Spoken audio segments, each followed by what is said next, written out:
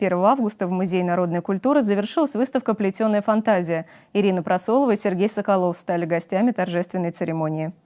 От габаритной мебели до маленьких элементов декора плетеной фантазии нет границ. 139 работ республиканских мастеров, представленных на выставке декоративно-прикладного искусства, радовали гостей и жителей Мордовии в течение 2 месяцев. Время подводить итоги.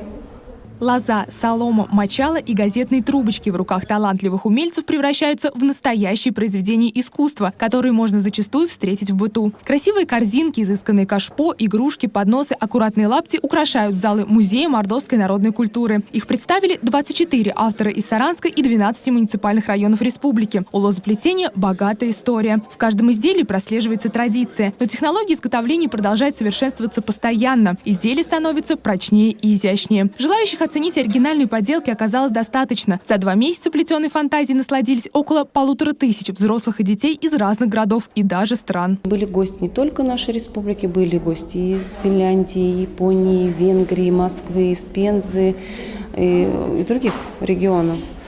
Посетители очень были довольны, они удивлялись,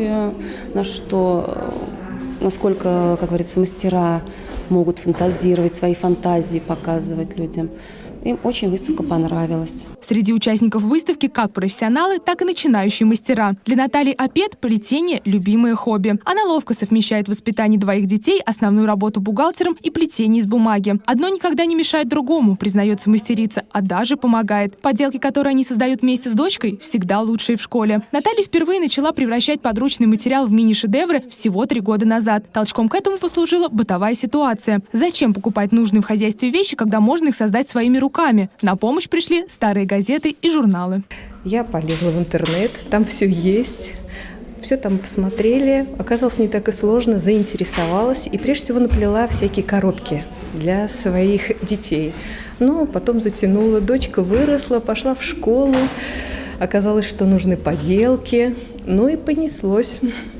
В числе мастеров, представивших свои работы на выставке, и известные имена в сфере искусства Мордовии. Михаил Олькин занимается лозоплетением уже 22 года. На его счету участие как в республиканских, так и во всероссийских выставках. Михаил создает из лозы серьезные большие работы. Плетет для души и для пользы. Я выставил плетеную мебель из лозы.